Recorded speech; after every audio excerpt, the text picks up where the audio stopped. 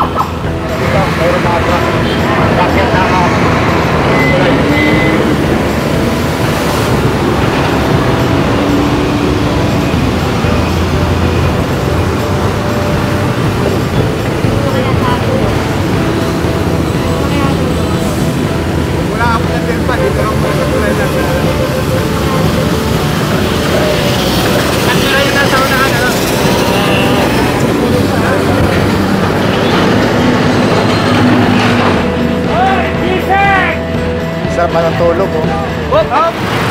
Magandang umaga sa inyong lahat. Ngayon ay July 10, 2024 at sa oras na 9:15 ng umaga at ngayon ay Wednesday. Nandito ngayon ang Special Operations Group ng MMDA sa pamumuno ni Sir Gabriel Go dito sa kahabaan ng Mel Lopez Boulevard at sakop ng Maynila. At pinagtitikitan na itong mga dambuhalang truck dito bago dumating ng Delpan Bridge. Saba lang tayo dahil hindi pa natin alam kung anong mga lugar ang papasadahan ng strike force dito sa lugar ng Maynila. So, nakahanda na itong ibang tow truck. O ito na nga, kinakabitan na. Yung mga walang driver na iniwan lang yung mga trucks dito. Dami pala. Tinanong ko yung mga ibang driver dito na ayaw na magpa-interview. Dito sila nakapahinga pansamantala dahil nag-aantay sila ng gate pass para makapasok dito sa South Harbor or sa pier. Dahil jurisdiction ito ng Maynila, asistihan tayo ng police or ng SWAT.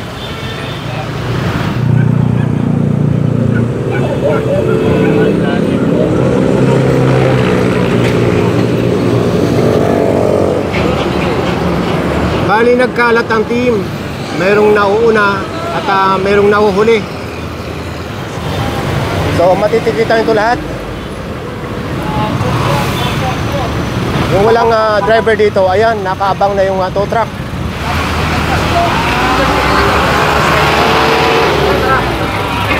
So ayon kay Sir Gab, itong team na ito, pagdating to sa ilalim ng tulay sa Delpan Bridge, mag-u-turn at pagtitikitan yung mga truck niya sa kabila. Kaya sa kabilang side na yan. At tayo naman, kay diretso sa may Arten. May nasita pang nakasot ng nutshell. So yung nutshell na yan, yung hindi autorisadong helmet, mas mahal ang multa, 3,000 kaysa walang helmet. Yung walang helmet, 1,500 lang. Ito, nakasot din ng nutshell, dalawa na. Mahatak na pala itong ibang sasakyan dito. Nahanadaanan natin kanina. Ilan tow truck kailangan mo dyan? Ilan? Sa kanila. So yung tatlong sasakyan na nadaanan natin dito kanina dahil nakahamba lang sa sidewalk or naharangan, mahahatak lahat. At yung isang van doon,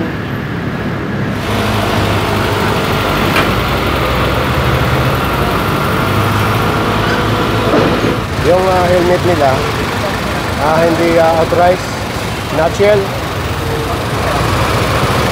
Ang problema nito, tungkol sa nutshell yung suot na helmet, wala pang plaka. At yung kanyang lisensya, mayroon naman daw, yun nga lang, hindi niya dala. So, may impound ito. Hindi ka gawin mo naman. Oo, hindi may gawin mo naman.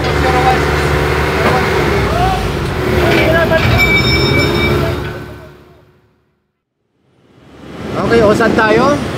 Ito yung Delpan Bridge. Ito naman yung Delpan Street. Ito yung papunta ng Divisoria o yung Claro M. Recto. So, didiretso tayo sa R10 or Mel Lopez Boulevard. So, ito na yung Mel Lopez Boulevard. Ano lang kasi, puro flatbed eh. Sisto 03, tsaka ano pa.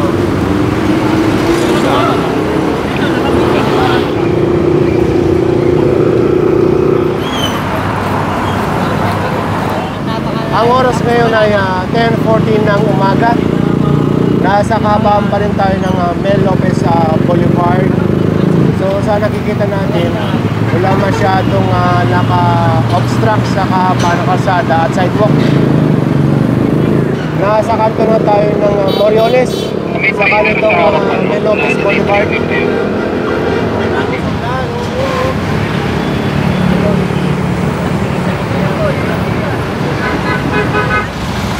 Basta, tatali natin. Tulak! Pagka lampas lang ng Moriones,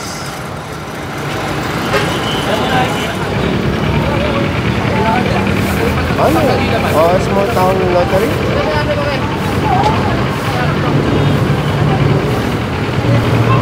Hindi, yung laman lang po ninyo. Laman lang. Ano din? Hindi wala.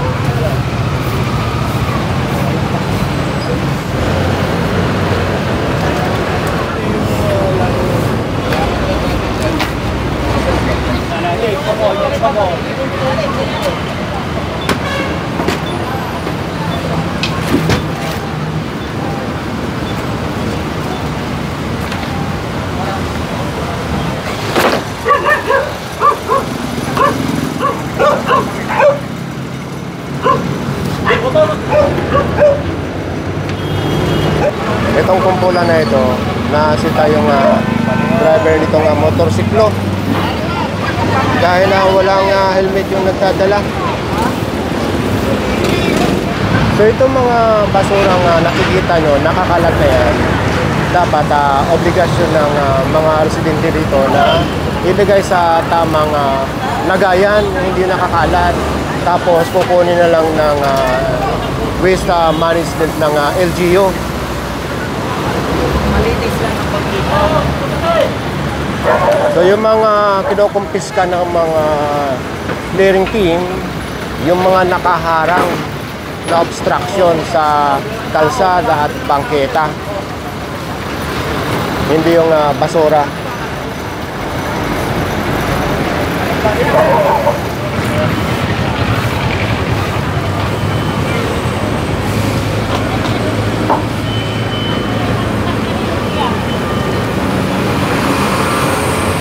So, kinukuha lang na may-ari yung mga bloke ng yelo niyan. Tapos, kukumpis ka na itong lalagyan. Dahil dito mismo sa sidewalk, nakahambalang. So, yan. Wala na naman. Butas. Ito yung nadaanan natin dito na na may sofa, may sala, may lutuan, kulang na lang yung TV. At dito sila mismo nakapwesto sa yan, may lutuan pa sa kalsada. Yung nakaraan merong tent, ayun sa kabila. Okay, balik tayo doon sa pinagdaanan natin.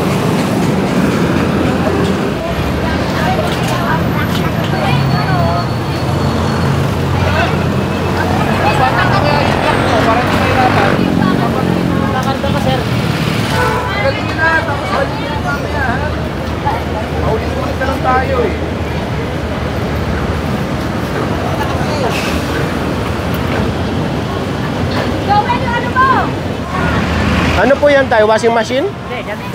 Damit. Dali mo, kunin na yan, dali mo na. Ano bang kukuha nito? Ayaw nyo. Kunin nyo.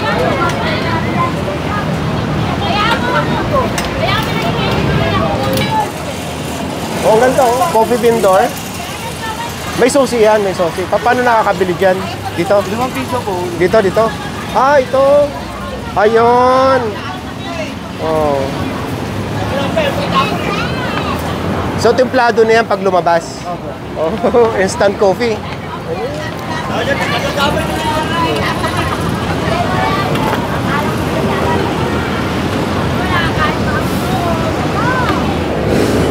Ang kayo daw. Oo. Hindi, naka-waiting lang po yan. Okay naman doon namin na yan eh. Nagkamay eh. Pasok nyo sa loob kung kayo mag-pwede. Opo. May na. O yung price niya, pag wala may gusto. Balik pa na.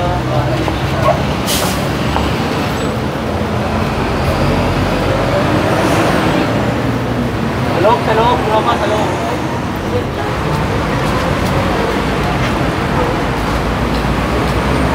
So, pinatabi na lang muna. Hoy! Bukas na lang sa loob.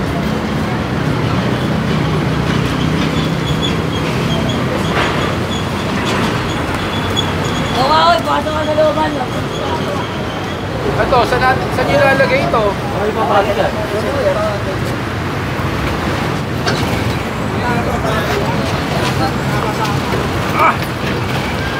Wala dito. Huwag mo na buhatin dyan sa ano.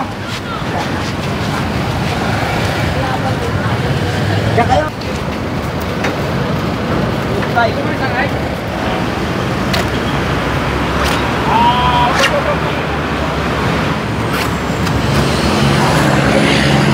Wala nang bahay ko.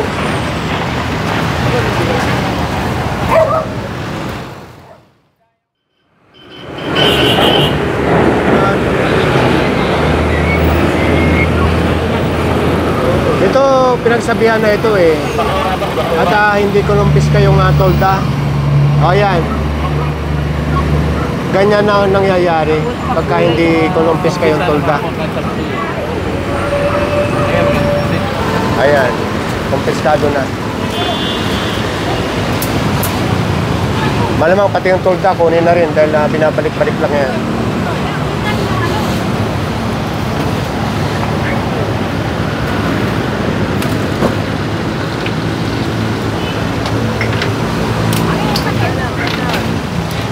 Kunin nyo na! Yung takip pa, kayo ba rin takip ng ano? Kuya, huwag mo nang i-ano yan. Tatanggalin na namin yan. Tagalin na po. Patanggalin na namin. Ano? Yung niluluto nyo po, baka pwedeng pakitanggal. Hindi naman po sa sidewalk ang lutuan dapat.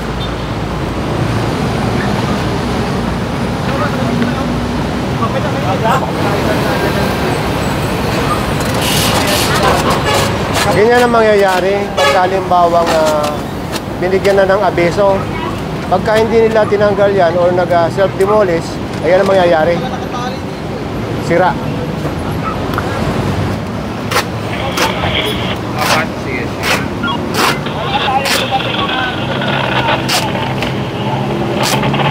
Sige. Sabay-sabay tayo papasok ng kapulungan.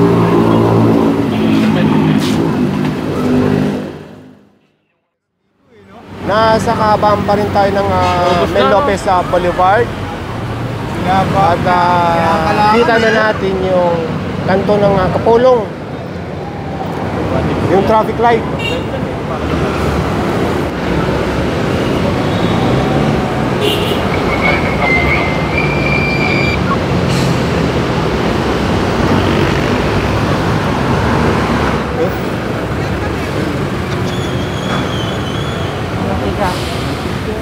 Nasa kanto tayo ng Mel Lopez Boulevard sa itong Herbosa Street. Pili! Itong R10 at Mel Lopez Boulevard.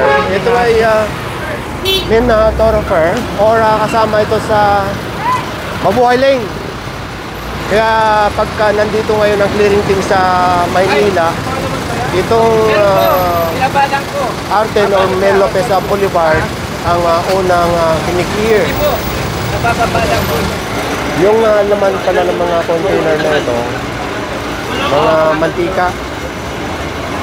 At nung sisitahin na, sabi nila ay pinapasok na nila sa loob.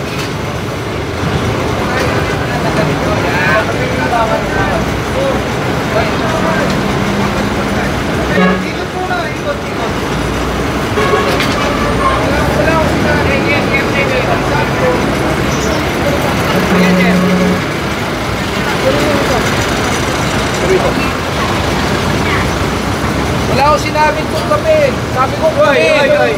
Bigay yung Lahat. Papalik lang yan natin. Wala ba kayong dalang panikit? Wala ba kayong dalang panikit ngayon? Tikitan nyo, environmental. Ayun. Dahil kung titignan nyo, pwedeng madulas ang mga tao dito dahil sa mantika pagka dumadaan. Lalo na dito, na nasakop na yung kalsada ng mantika.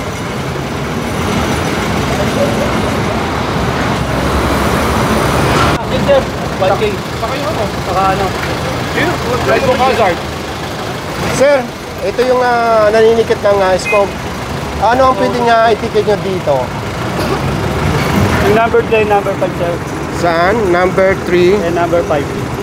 and number 5. So, bali, magkano yan? Yung number 2K. 2K. 1K. Doon sa nakita nating panikit ng scope, ay nakita natin doon yung number 3 and number 5. So, in general term, natikita nito ng environmental violation. Ngayon, binigyan muna ng abeso itong may-ari itong company at ipasok muna nila dahil sa pagbabalik at nandiyan pa yan, kukumpiskay na.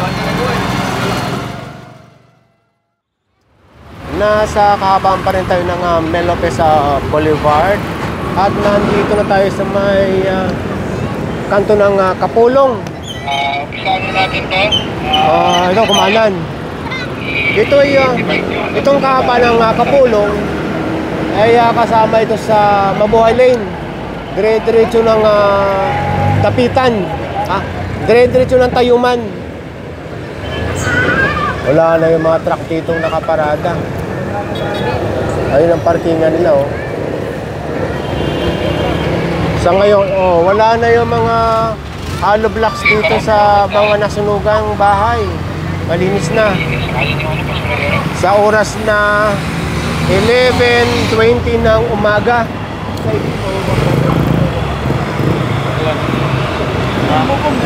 Itong kahaba ng Kapulong ay sakop ng Tondo, Manila. Kaya kayo. Na, yung paleho.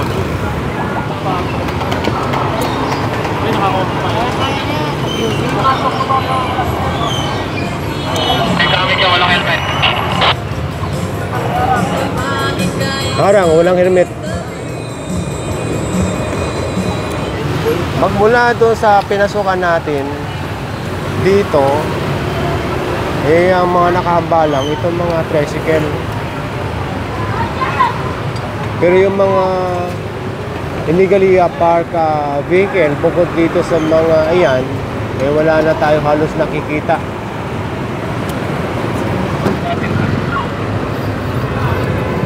Ano kaya sinasabi ni Sir Gab na nakaharang sa kalsada?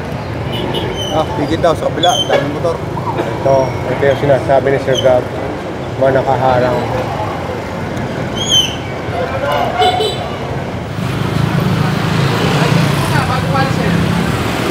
License muna bago palisin.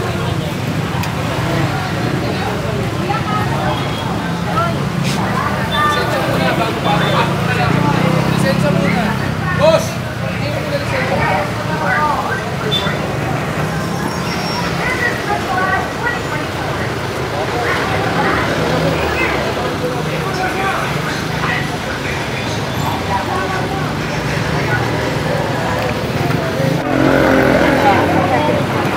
katulad nito, kaya kinokompiska yung tarapal. Ito, nabangga ako dito sa likod. Yun ang purpose.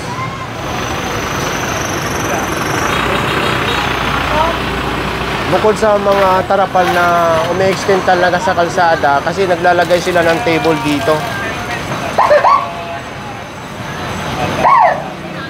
Ang dami natin kasama sa clearing doon. So wala na masyado dito. Tingnan natin yung maraming truck. Sa oras na 11:55, andito tayo ngayon sa may Kapulong pa rin at malapit na sa kanto ng Wanluna. Ito yung maraming truck dito na nakapark. So ayan, papasok na rin sa kanilang grahe. So wala tayong nakita dito. Kasakay na si Jojo kay Kapinot eh. Oh, okay na rin yung mga hardware dito. Ito na yung kanto ng Kapulong at ng Wanluna at sakop ng Tondo, Manila. Wala nang concession. Mula Kapulong, dumiretso tayo dito sa may kahaba ng Tayuman.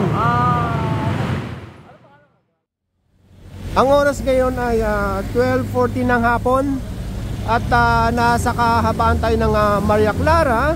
Kanina nasa Manila tayo, ngayon nasa Quezon City na at yun na nga, nasa kahabaan ng Maria Clara. May nahatak na pala doon sa unahan. Pinadaanan natin yun.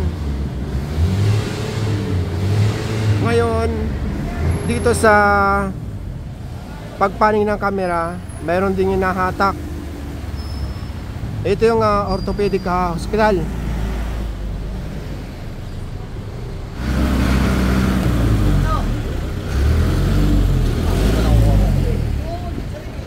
Ito yung kanto ng Banawe.